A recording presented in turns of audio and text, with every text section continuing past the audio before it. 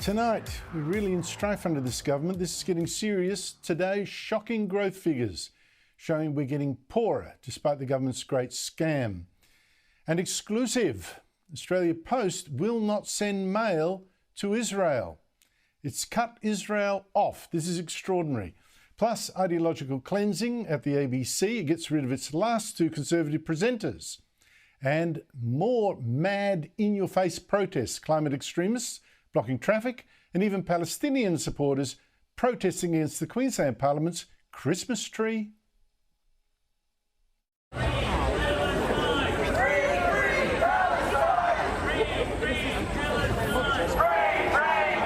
Also tonight, Prince Harry. Prince Harry is back in court to demand taxpayers pay for his security, claiming he's being picked on. But first, let me repeat, sack the Immigration Minister, sack the Home Affairs Minister. And now, after today, I add, hide the Attorney General under a rock. Now, every day I think, surely this Albanese government couldn't get any worse. Surely we could go through one day without it proving it's actually worse than Whitlam. And today should have been that day. Well, should have been, at least until we learned this afternoon, that a fourth one of the detainees that were released by this government has been arrested, this one for allegedly stealing luggage at Melbourne Airport. Honestly, if it wasn't so, well, I shouldn't be laughing because it is really serious. What a clown show this government has become. And speaking of which, the Three Stooges. Now, earlier today, we got three ministers holding a joint press conference to announce, finally, that fixed that mess from letting loose these 148 foreigners from immigration detention last month, including murderers and pedophiles and rapists and even the head of a gang that preyed on children. Although looking at these Three Stooges, Attorney General Mark Dreyfus, Home Affairs Minister Claire O'Neill and Immigration Minister Andrew Giles, you may well be thinking, these people are in charge? And you'd be right to worry. These are the guys who actually caused this disaster in the first place.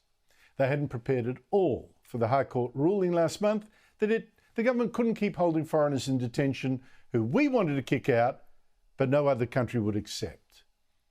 Instead, despite a warning 6 months ago that this ruling was indeed likely, when that ruling actually came, the government had no real controls in place when it let these criminals loose. It was a disaster. And you've seen the result.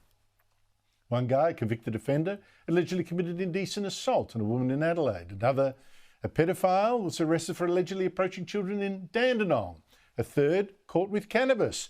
And now this fourth, a Sudanese-born man, arrested and charged with theft.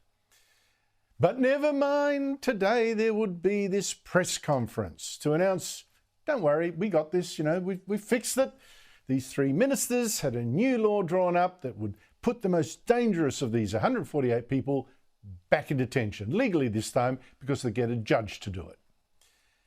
Except, as you might have guessed, with these ministers in charge, that press conference went totally pear-shaped as well. And most obviously because Mark Dreyfus, who's really always been rather pompous, lost it and started yelling, doing aggressive mansplaining to Sky News reporter Olivia Casely, who actually asked a quite reasonable question. I mean, are you guys going to apologise now to the Australians who are allegedly victims of the people that you let out? Whoa. I will not be apologising for upholding the law. I will not be apologising for pursuing the rule of law, and I will not be apologising for acting. Do not interrupt. I will not be apologising for acting. I will not be apologising for acting in accordance with a High Court decision. Your question is an absurd one. Now, Casey's reaction to this sexist yelling and this finger pointing was typically classy. I would just note, Andrew, the Attorney General's wife did die last month, and so while I don't agree with the manner in which he spoke to me, that could have factored into his reaction today. But the Deputy Liberal leader today made the obvious point about this behaviour, this hypocrisy actually, from a minister of a government that's talked so big about safe workplaces and treating women with respect, not like that Morrison government had done. You do not speak to people like that in any workplace. The most powerful law officer in the land, as he likes to remind us, shouting at a female journalist, pointing the finger at her and talking down to her in that manner. I'm gobsmacked. But it wasn't just Mark Dreyfus who turned that press conference into a clown show and an example of why this government now looks like amateur hour. As you saw, there was no apology from O'Neill either for this fiasco. But more than that, there was more of that shiftiness, that refusal to answer the most basic questions that is becoming a feature of this government, as we saw most obviously during the Voice debate, refusing to give even the most obvious details that we needed to know. And today it was the turn of the Immigration Minister, refusing to admit just what kind of criminals the government had just let loose on our streets. Now, he had once admitted that these 148 included 3 murderers and several sex offenders, but today he wouldn't even say that. Will you release a list of how many and what offences are among the cohort that has been released today? We've got to get the balance right between providing information to the community whilst not particularly prejudicing other legal responsibilities or other causes of action. But what about this new law then, that the one that the government now wants Parliament to pass tomorrow, the one that's supposedly going to make us safe from all these criminals that, boom, chucked into our suburbs? How many of these 148 is the government hoping to now take to a judge under its new laws to ask, please, are these guys a danger to the community? We think they are, please lock them up. Basic question, how many? And again, no answer. Do you have the number of people that qualify for that first threshold, the 7+ years of imprisonment? If you're working with the states already, you've said, do you have that number, and what is that number? We're working through that at the moment. You don't have it already? Andrew? Further to that, and to Matt's question, surely you have that number. And let's strip it to tin tacks. How many, for example, have committed a murder or an unlawful killing? You surely know that number. Yeah, well, that may not be. The issue that I just went through in respect of Matt's question goes to the question of the decision that I am required to make before asking the court to make a decision. And I can't be in a position where I'm seen as being preempting that. Can you believe what you're seeing here? I mean, seriously? How can anyone know this government is actually fixing this problem when it won't actually say how many murderers and rapists and whatever it's let loose, and how many it will now try to get locked up again? What a joke.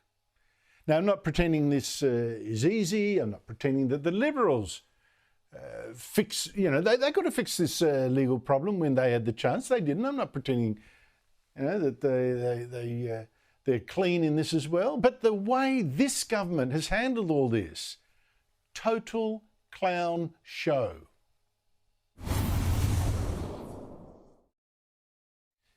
Joining me is our Wednesday political panel, Michael Costa, former New South Wales Labor Treasurer, and Cameron Milner, former Chief of Staff to Labor leader Bill Shorten, and now Director of GXO Strategies. Cameron, let me start with you. That press conference, I called it a clown show. Probably I should go further and call it a disgrace and a perfect example of the incompetence and the secrecy of this government. Am I being too harsh? Well, you're not. I mean, Dreyfus was a disgrace today. A total disgrace. I mean, to talk down to a female journalist, to give the misogynistic bile that came from his mouth was a disgrace. He should apologise. He's the first law officer of the land, and a woman was assaulted in Adelaide on his watch because he failed to do his job. Michael Costa, I've been calling for the sacking of both Giles and Claire O'Neill. I won't add Mark Dreyfus. I mean, he's a fool, but, am I going too hard on these guys? Well, look, I think if I was Anthony Albanese, I'd be sort of looking over the break at my cabinet for a reshuffle. I don't think there's any doubt that he needs to clear some air, and he wouldn't. Those two wouldn't be the only two. Of course, we've got the issue with the fallout from the Voice and what needs to be done about moving some ministers there. Look, the thing that I found most appalling about that press conference was the sort of claim that somehow the first law officer was obliged passively to follow the law of the land, as if he couldn't change the law of the land. And that's what the primary issue is. You know, the laws are made by the government. The High Court interprets it in relation to the Constitution. So clearly this is a failing of government, and they had some warning that this was to occur. And to sort of turn on the messenger clearly shows a government under pressure and ministers that certainly aren't coping with the heat. And I think they've got a real problem across a range of areas, and we haven't even reached the real crisis issues, which we'll see next year, which will be energy, of course, and IR. Well, speaking of that, you know, by the way, I just got to say, these people are alleged to have, these four people are alleged to have broken the law. We don't know yet, for a court to decide. But speaking of that, Michael, coming to you on this though, Cameron, in today's growth figures, right? To me, they are shocking. And this is like, you know, a Banana Republic type of warning. Overall, yes, we had growth for the past 3 months and it was just up, you know, but only slightly, 0.2%, really slightly.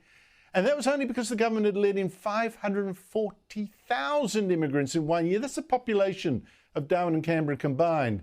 And the problem here is when you share the cake with all these extra people, we actually got poorer per person. We went backwards by 0.3% over the quarter. This is a per capita recession. Is this serious? It's very serious, and it's why we have a cost of living crisis under Albanese.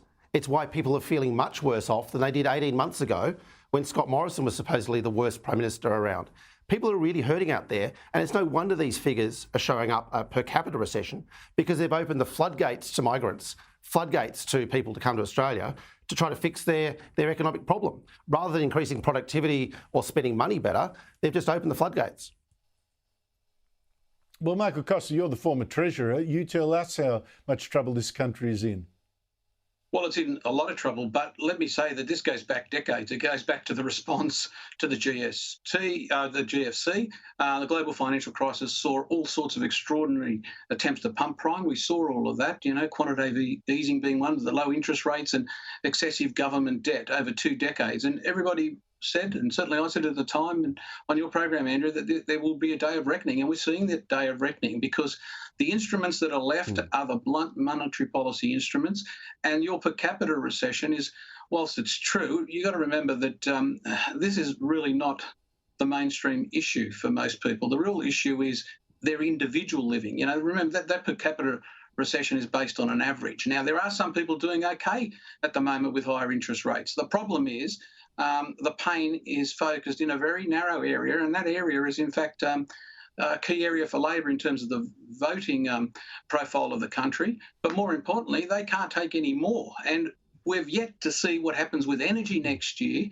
And, you know, people have not realised what Tony Burke's up to. He's going to introduce patent bargaining across the labour market, which is going to, again, push up costs across the board, particularly in housing, because it'll be the building unions and those unions that push it through on those patent bargains. And in addition to that, you will see productivity collapse. So, you know, they're the challenges going forward. And these things are in the control of the government. All this nonsense about it being overseas driven is, even the Reserve Bank governor put that to pay. They've got some challenges and they need to roll in some sensible strategies and pull back some ministers that are out of control. Well, you said the government keeps blaming someone else. It always comes up with an excuse. It's not the government, not governments. It's always going to, usually foreigners. Here again today, the Treasurer was again blaming the Reserve Bank for the interest rate hikes and foreigners. Here he is. Certainly the slowdown that we expected. Our economy is slowing in expected ways, and that's really the inevitable consequence of these rate rises which are in the system, combined with this global economic uncertainty. So none of this is the government's fault. Is that true, Cameron? No, look, I think there's been a lot of excuses for poor ministers, and the Prime Minister on radio last week was trying to say it wasn't his responsibility for what they said. The fish rots from the head. It's Albanese who needs to straighten this show up and actually start leading. You can't do that from 40,000 feet. You can't do that from not being actually in Australia. He needs to start leading because there are real issues facing our country and facing our nation that needs his attention and his minister's attention to the detail. Well, you say that, Cameron, and the Prime Minister indeed did today try to get back to the basics, the here and now. He held a meeting of National Cabinet with all the premiers to try and sort out some big problems. One thing he had hoped to achieve with this meeting was to stop the explosion in costs that we've seen in the National Disability Scheme, which I can't believe it now. It's now spending more than $40 billion a year, and that's soaring by the year, on more than 600,000 Australians. This is supposed to be only for the seriously disabled, 600,000 now. But all that the premiers and the Prime Minister agreed to today was to slow the increase in costs to 8% a year, still well ahead of inflation. And to do that, the Prime Minister even had to pay the states and territories an extra $3.5 billion in GST. Now, Michael, is this a reform or is it just kicking the can down the road? This is a dog and pony show. It's there to create the impression that the government is now focused and working. Look, I can tell you that this agreement's going to fall in a heap. If you read between the lines, we won't find out the details till tomorrow when we get the actual reforms. But what they're proposing, and I've been as State Treasurer, I know this is not going to work. They're proposing that states take on a lot of the responsibility in some sort of community-based primary care structure. Now, that's going to be costly, and it is certainly not going to be met by the funds that they're currently put on the table. The problem with the NDIS, it's a honeypot, and it's got all sorts of providers and shonks in it, coming up with diagnoses that in the past wouldn't have been funded. Yes, there is a core group that really does need the support of the NDIS, but this reform package is not going to be, in the long term, a sustainable basis for reforming the NDIS. And I'll just make the point, they're talking about this 2 health agreements out. Now, these health agreements barely last 1 or 2 years before the numbers start falling apart, and yet we're here to believe that we're going to have an 8-year or 10-year agreement that somehow is going to be robust. It's not going to happen, Andrew. Tomorrow will be the real test if there is real reform. And Cameron Milner, when we see the problems here, so many people now attracted to this scheme. You see amazing money put in there. You see administrative problems where you get all these consultants to, where the money goes to help one person. You see overcharging of things. NDIS service. I've seen cases of costing 8 times more than you can get by an internet search. Things even like a cane. You see people being taken off on NDIS money for cruises or something. Let's all go, you're disabled, I'll take you to Bali or whatever, I don't know, or a health farm, and we're paying for it. It's just incredible. I don't see a full-on assault on that. Well, clearly, as you said, some people with serious disabilities need the package, and I think NDIS is great for them. But the reality is that we have to have a conversation as the population about autism being an entry point for NDIS. 75% of NDIS participants under 18 have an autism-related concern. 5 to 7-year-old boys, 11% of them are now qualifying for NDIS autism packages. It's a serious issue, and the community needs to have a conversation about who's responsible. Is it the teacher in the classroom, or NDIS, or the doctors and others, as you say, who are in the middle asking for $100,000 packages for boys who just might need to read and write a little easier? That's all. There you go. There you go. Cameron Milner, Michael Costa, thank you very much to you both. I've got to declare, the ABC's purge of Conservatives is now total. It's Stalin-like. It's just got rid of the last 2 presenters you could possibly consider, in a certain light, Conservative. A couple of weeks ago, it was Tom Switzer who left, the head of the Centre of Independent Studies, who's actually a Trump-hating kind of Conservative. And now also out the door, Amanda Vanstone, the former Liberal minister, who's actually on the left of the Liberals, hardly Conservative at all, but that she was about as far as the ABC was happy to go. But now she's gone too. Now, until now, I've said that the ABC has not had a single Conservative host of any of its main current affairs shows, because Vanstone and Switzer were actually given just one weekly show each on the ABC's very little heard Radio National. But now I can say the ABC has 0 known Conservative presenters at all. None of any current affairs shows anywhere. Even though being taxpayer funded, it's meant under its charter to be impartial and reflect all our community. Half Australia may be Conservative. As far as the ABC's ABC goes, you're not going to get a single Conservative presenting current affairs on that network. Joining me is Sophie Ellsworth, media writer of the Australian newspaper. Sophie, thanks for your time. Why has this happened? Well, Andrew, I would argue that there's such groupthink within the ABC, the taxpayer-funded broadcaster. When Conservatives enter the fold in there, they open their eyes pretty quickly and see that they're really not welcome. I mean, you look across the shows on their radio, their TV, their online commentary, heavily skewed left.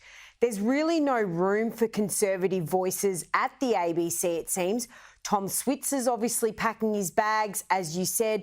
Amanda Vanstone's going. I mean, can we name anyone at the ABC who would be deemed a Conservative voice or someone on the right?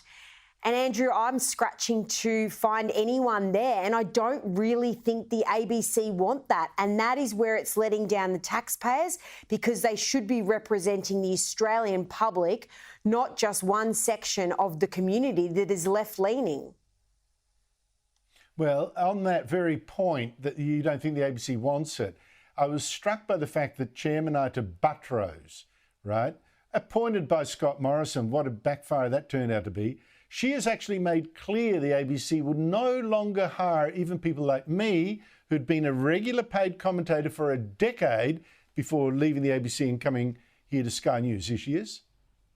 I certainly hadn't thought that Andrew Bolt would be a great fit for the ABC. So there are no job offers out there, Andrew. Sorry, Andrew, but there are no job offers. Well, I wasn't wanting one, but that's not the point here, Sophie. What is going on against under Ita Buttrose?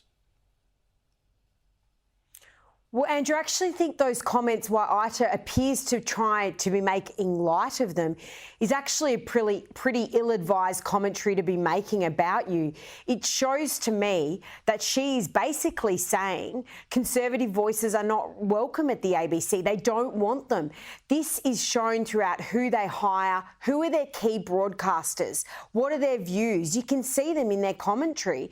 And the right-leaning Conservative voices in the Australian media are not really welcome at the ABC. This is a problem, Andrew, that is right at the top, from Ita Buttrose down. What are they doing about this? What is the government doing about this? And now that we have the Labor government in, nothing will change, but the Conservative government, the coalition, did nothing about this in the 10 years they were in power. Correct. The ABC, you mentioned, this is a wider issue. You actually reported yesterday on a perfect example of this bias, the overwhelming bias of the ABC during the debate on The Voice. Now, the ABC commissioned a review into this coverage. What did it find? Well, Andrew, it was the ABC investigating themselves, as they often do, and it found that about 51% of voices relating to the Voice referendum were in favour of The Voice. It was in the low 20s that were no voices.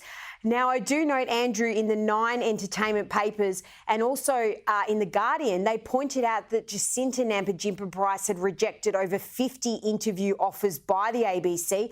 I love that they work in lockstep and go with the same line. This is not about Jacinta Price knocking back interviews at the ABC. This is about the fact they can't get no voices on the ABC. There's a stream of people in the Australian public that were opposed to The Voice, and the ABC battled to get them on. And I think that begs the question, why aren't these voices, such as Jacinta Price, going on the ABC? Well, in part because of the treatment they get from the ABC. You might recall that the ABC, by the way, ran a notorious 17-minute long diatribe, virtually uninterrupted, certainly never challenged, by Noel Pearson, a Yes campaigner, where he dumped on Jacinta Price, said terrible things about her, said terrible things about Peter Dutton, and just 70 minutes, like it was almost like a paid advertisement on Patricia Covellis' show. Disgraceful. Sophie Ellsworth, thank you so much indeed for your time. After the break, the dumbest government stunt yet to pretend it's focusing on your cost of living. It involves a ham, and it's not actually this one, or not only this one.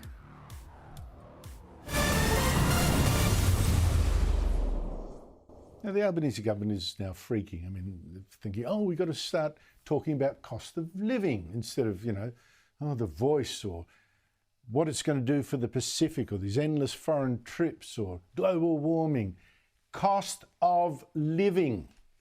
But the maddest stunt to prove it's on the job was this demand this week by the Agriculture Minister, Murray Watt. Well, with Christmas approaching, I've got a very simple message for the big supermarket chains. Hands off our ham. We know that many Australians look forward to a Christmas ham, and I want to make sure that they're not paying too much at the checkout this Christmas. It's important that the supermarkets join what the government is doing in trying to provide relief for people. As a government, we're trying to provide energy price relief, cheaper childcare, cheaper medicines, fee-free TAFE, all sorts of things to take cost of living pressure off people. And now we need to see the supermarkets do the right thing as well. Right now, the major retailers are charging $8 a kilo for Christmas hams. I want to make sure that they don't lift those prices over the next couple of weeks. I mean, what on earth is this man complaining about? $8 a kilo for a ham is actually great value. I mean, prices haven't been this low for, I don't know, what is it, about 8 years? A leg of ham. I mean, $40, well, given how much I've eaten of this, is probably now $35. This could feed a family for days. That's great value. My God. Now, if you want later. If he wants to do something to cut the cost of living, may I suggest petrol? $40 can buy a ham that can last for days, but it can buy only half a tank of petrol, and nearly half of that is money grabbed by the government in petrol excise. So if you want to do something about cost of living, Murray Watt, how about you do something about petrol excise or all the other prices you're driving up? How about electricity? Where's that $275 cut in our bills that Labor promised? Stop these mad global warming schemes that lift your bills all the time. Joining me is Alexander Volz, contributor to skynews.com.au, writer for The Spectator, and Evelyn Reyes, Sky News presenter and regular commentator on this show. I mean, Evelyn, picking on the supermarkets when this government is itself driving up costs, especially by importing 540,000 migrants in 1 year, that's rich. Yeah, look, I'm sure nobody's going to be riding their pigs to work. Ham can only go so far. Perhaps this is his Marie Antoinette moment. Let them eat pork. But look, everyone loves a scapegoat. Someone can pin the problem on instead of themselves. The governments are experts at this. And while supermarkets have been, getting a few extra cents in their pockets for a long time with prices, like you mentioned, Andrew, this is one small cog in the machine, and it's really not going to make a difference. If the federal government of Australia were in charge of the Sahara Desert, in 5 years there would be a shortage of sand. That's what we're dealing with here. I think it's generally true of all governments. I think there's very few things that they touch that are better off for in the end. And sadly, there are lots of families struggling at the moment, and this Marie Antoinette moment was just kind of rubbing salt in the wound. Yeah, Alexander, I mean, seriously, there is a real attempt now to scapegoat supermarkets for problems largely caused by other factors like government.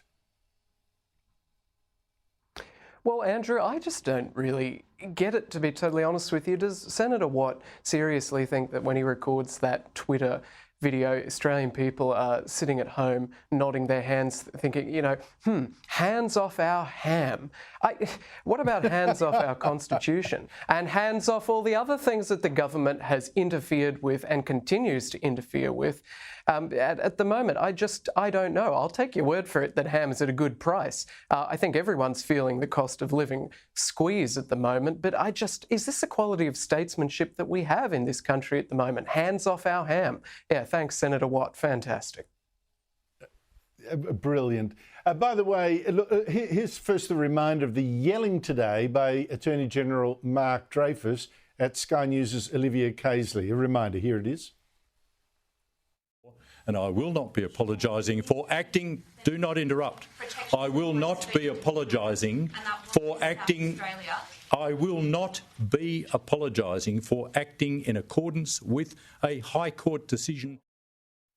Now, Evelyn Ray, you know that if Tony Abbott had yelled like that at a female journalist, Scott Morrison even, this would be a massive scandal on the ABC and the media left. This would be lasting for weeks.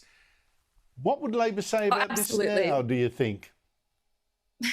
Look, I think if it was Tony Abbott or it was Scott Morrison, we'd be seeing Me Too 2.0 movement starting all over again. We all know it. And I think that's the problem with this. It's the hypocrisy. Because let's be honest, I don't buy into any of the feminist movement rot. Look, if they want equality, they're going to get equality. I think at the moment, like a lot of these feminists want special treatment, but I don't buy into that stuff. I think that men and women are different. I think that if any politician was to speak to a female journalist who was on the wrong side of the political spectrum, that, like I said, it would be World War III on the patriarchy. But here is just a perfect example of the double standards that our country in our political spheres seem to have and possess. It's all they have, actually, unfortunately.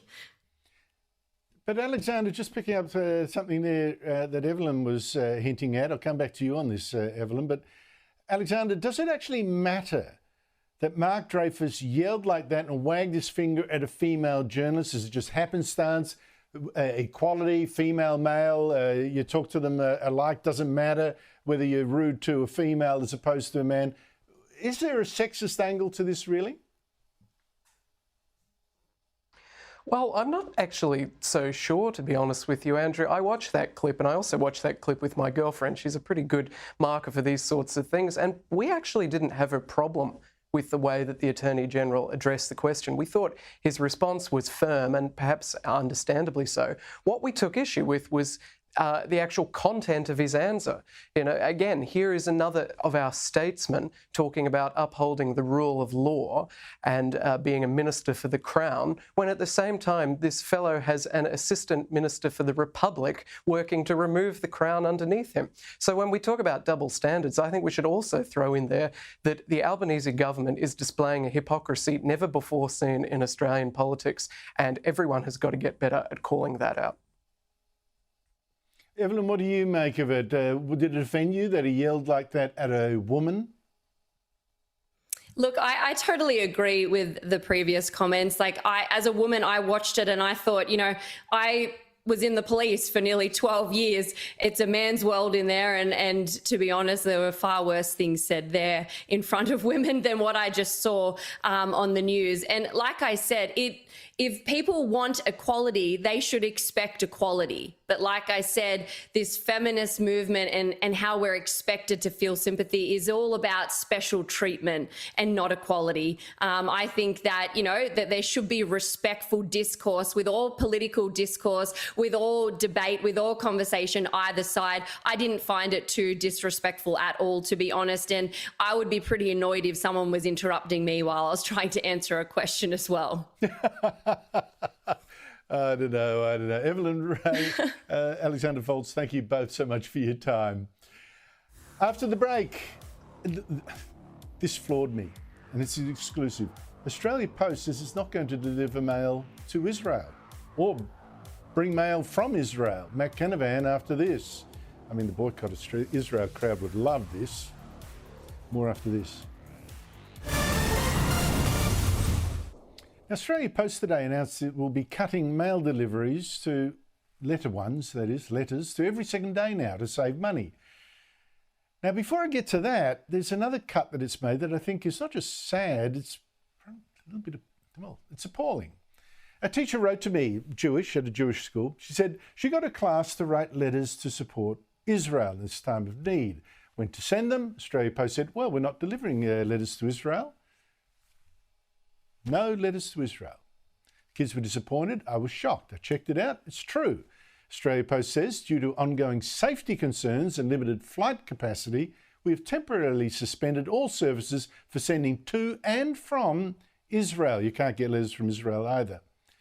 Now, this is weird because we checked. Pack and Send, for instance, told us they could send things for us to Israel. DHL says no worries. Flights are still going in and out of Ben Gurion Airport. And Australia Post says it can get mail to another war zone, to Ukraine, but not to Israel. I don't think it's trying hard enough. Because this is not just a business or logistics issue. This is a moral one. Cutting off Israel is what the racist boycott and divestment movement would want. They want to turn Israel into a pariah. And I say to Australia Post, do something. Joining me is our Wednesday regular, National Senator Matt Canavan, the former Resources Minister. Matt Canavan, I mean, don't you think Australia Post has a moral duty to go above and beyond to get the mail to and from Israel? Well, Andrew, I think you've exposed a scandal here. It's an absolute scandal that our national carrier can't seem to deliver mail, basic mail, in the same way that other international companies can continue to deliver packages. I mean, we would expect, I think, our international mail carrier to be able to continue to provide mail and post to our armed forces when they're in harm's way. To my knowledge, that continued while we had servicemen and women deployed to Iraq and Afghanistan in recent decades. So it seems just completely nonsensical why they couldn't provide mail services to Israel. And from what you've outlined here, and what I'm hearing is they're saying the whole of Israel is blocked off, and that just doesn't seem to make any sense with what we seem to know what's happening on the ground there at the moment.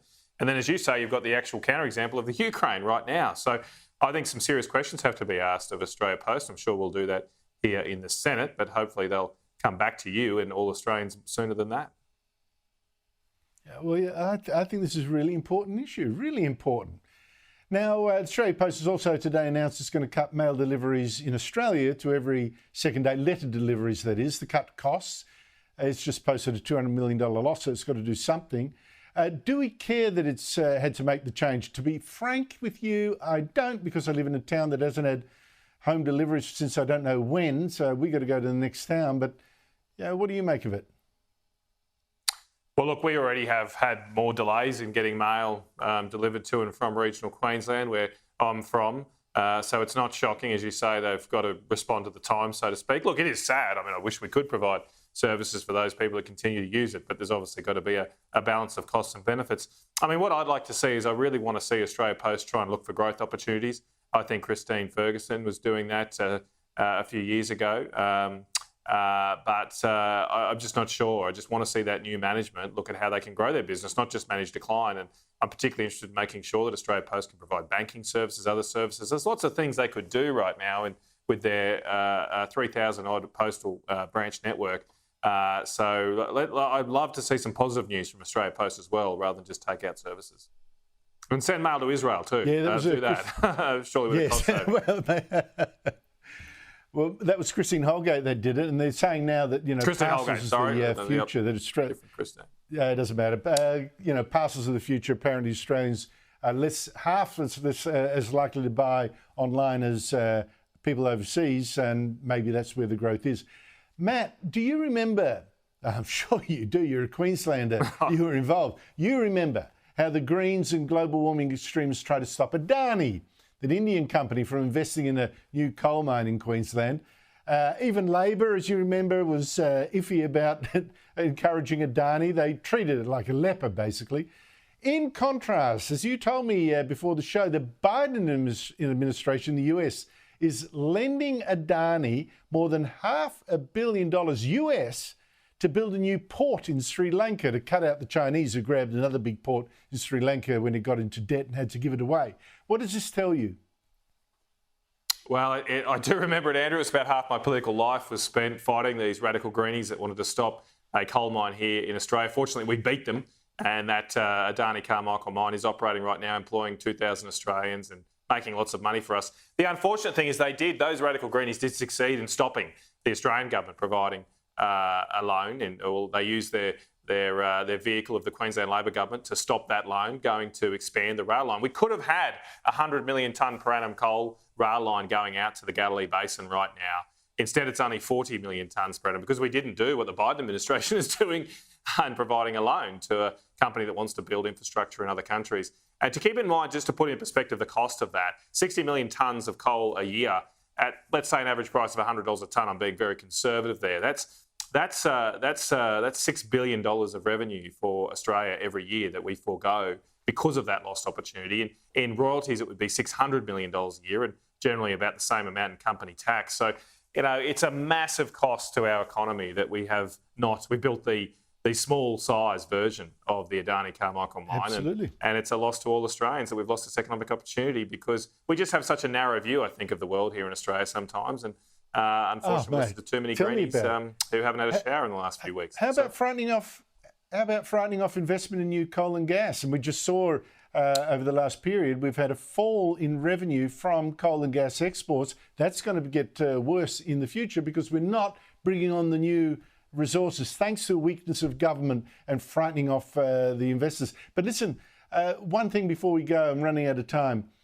I reckon one of the big issues that we face, Matt, is how to argue with each other without bullying and screaming and carrying on. Today in Melbourne, for instance, you had global warming extremes actually causing traffic chaos by blocking the roads. Here's one of them. We are sorry that it's had to come to this, but we feel like we don't have a choice. Well, that clown should know he does have a choice, and the choice is get off the damn road. And in Brisbane, up your way, pro-Palestinian protesters crashed the lighting of the Queensland Parliament's Christmas tree. Here they are.